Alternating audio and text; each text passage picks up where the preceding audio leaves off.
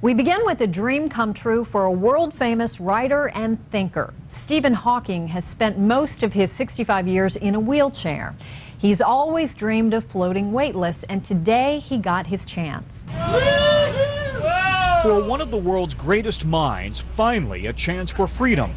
Stephen Hawking, who's dedicated his life to understanding the cosmos while trapped in a body paralyzed by Lou Gehrig's disease, ALS. It was one small step for a man and one giant leap for mankind. Famed physicist Stephen Hawking believes our future lies in space, and on Thursday he became the first disabled man to see what outer space really feels like. In many years since I've been free of my wheelchair. The trip was the idea of Peter Diamandis, a commercial space travel entrepreneur for whom Hawking is a personal hero. My hope is that he feels the bliss of being weightless. Believe that life on Earth is at an ever-increasing risk of being wiped out by a disaster.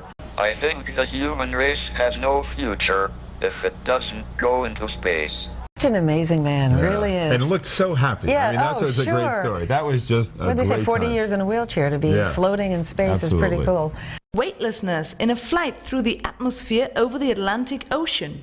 But very few actually know how this world-famous scientist prepared himself for his journey. Let's find out more in the following clip.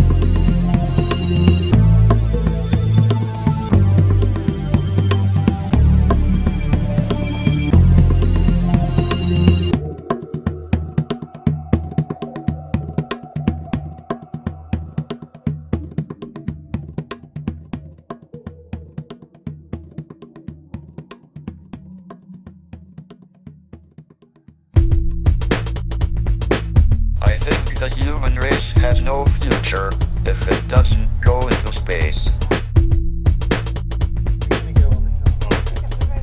Yes. Space, here I come.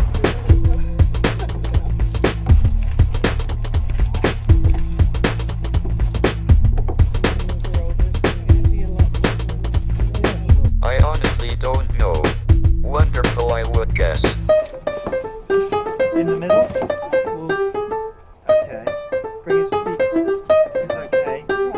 Got your back if you... I need some support from this side.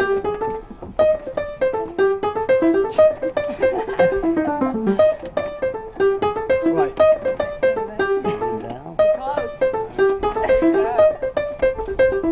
Close. Space, here I come.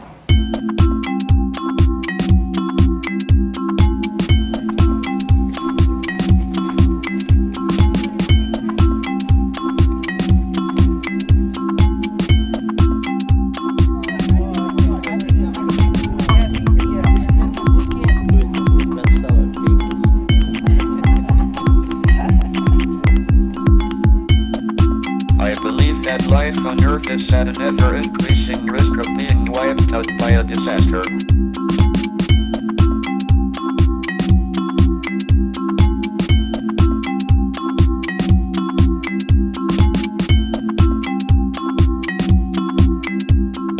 we get the whip out?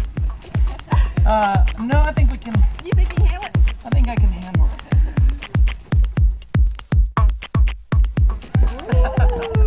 Ooh. Yeah.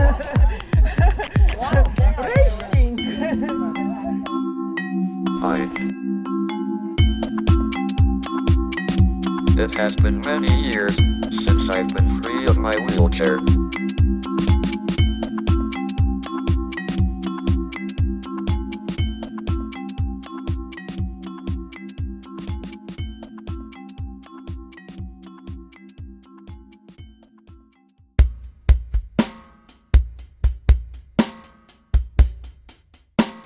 The setting was a pristine 6,000-acre stand of piney woods northwest of Houston, where some of the world's most brilliant scientists, theoretical physicists who ponder the universe's deepest questions, chose to gather.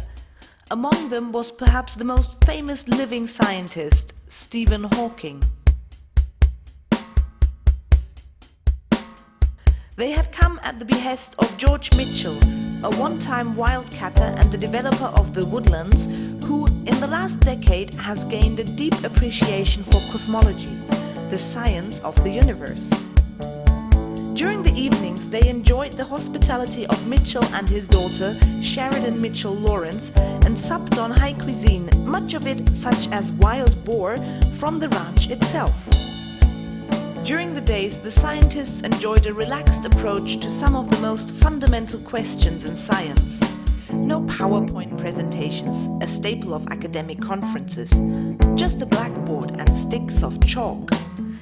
It's the kind of approach needed to tackle the big questions that have stumped scientists, including Einstein, for the better part of a century. The critical problem is trying to reconcile two leading theories: quantum mechanics, which explains the behavior of matter at the tiniest scales, and Einstein's theory of general relativity, which explains gravity and the behavior of planets, stars, and galaxies.